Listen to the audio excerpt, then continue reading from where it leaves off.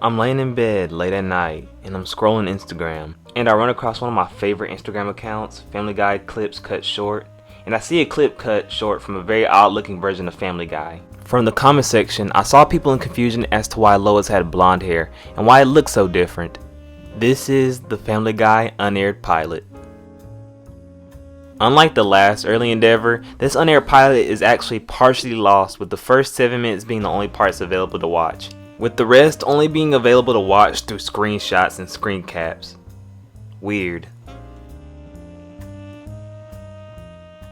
Fox gave Seth MacFarlane and his team about $50,000 to make this 15-minute short. To Seth, this was nothing because it takes $1 million to make a half-hour cartoon. It took him and his team 6 months to make this short, and all the pilot was made in his own apartment, which is insane to think about. If I were to look at the pacing and the designs and how off-model characters get, I'm not at all surprised about the 6-month time span. See, with a lot of pilots, things change from the pilot to the final show, and it's very blatant with this one. See, what really sets this unaired pilot apart from the rest of the series is the drastic change in character designs, with the most notable being Lois's blonde hair, showing us why Chris has blonde hair in the main series compared to everyone else. And speaking of Chris, quick side note, while recording this, I just thought about it, and his name is Chris. I feel like I don't remember Chris enough for him to get screen time like that, even though he's in the show like a little bit. Because like for the most part, he's just there in the background sitting there. And I don't know, the name Chris just sounds weird now. Chris. He doesn't look like a Chris. He looks like a Paul or a Chauncey or some shit. I don't know. That's a funny name!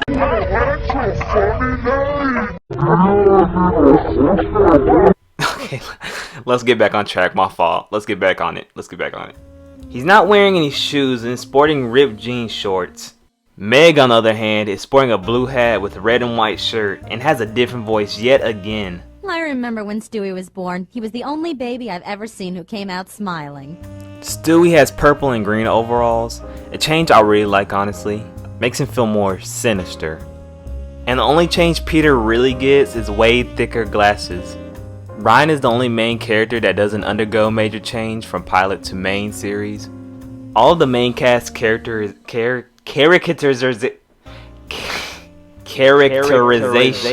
is exactly the same, with no one veering off course from the rest of the series. Quagmire as a character doesn't exist yet. Cleveland does exist, but goes unnamed. Tom Tucker does exist in this pilot, but his name is Mike instead of Tom Tucker. Peter's original boss, Jonathan Weed, doesn't have the same flamboyant and Hispanic accent as he does in the main series, and is instead voiced by Butch Hartman. Oh my goodness.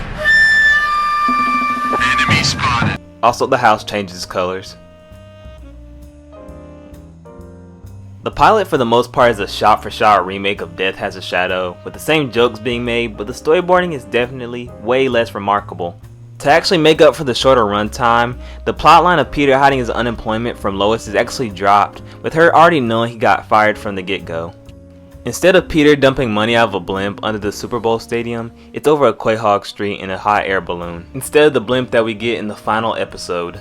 As you can tell by the amount of screencasts we have of the episode, some jokes were actually taken out of the final episode, which is also something that happens with a lot of pilots. I think for a pilot the story is pretty good. It introduces us to the characters and dynamics that will be on display for the rest of the series, and I think that despite the animation quality being distinctly rougher, it gets the job done and really fits the world.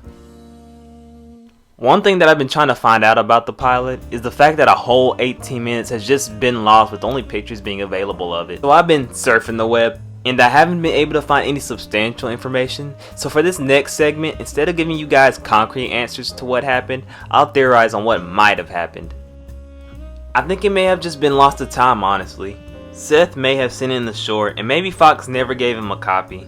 But I feel like that's maybe too unprofessional for like a major corporation like Fox. Or they gave him a copy and he lost it.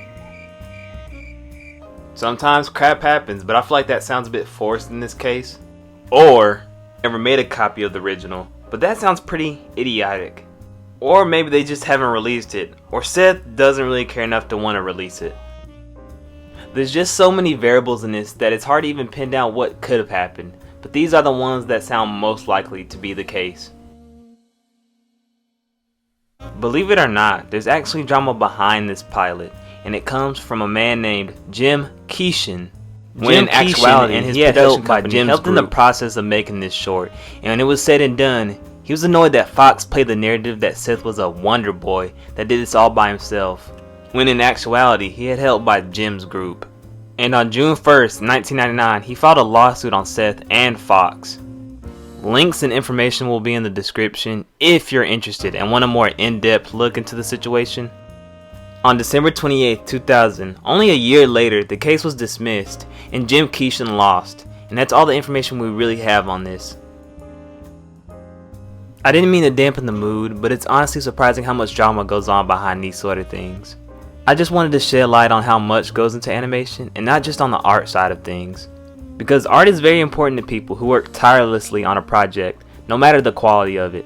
And I hope with this video we can bring awareness to this pilot, and maybe this video can lead people to search for the pilot in its entirety, so we get the full story behind it.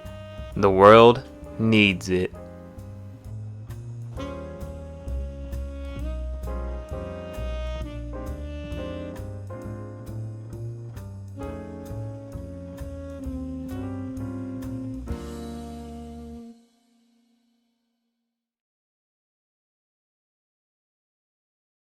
And that's the video. Family Guy Unaired pilot has a lot more behind it than you'd think. The story is pretty interesting behind it if I do say so myself.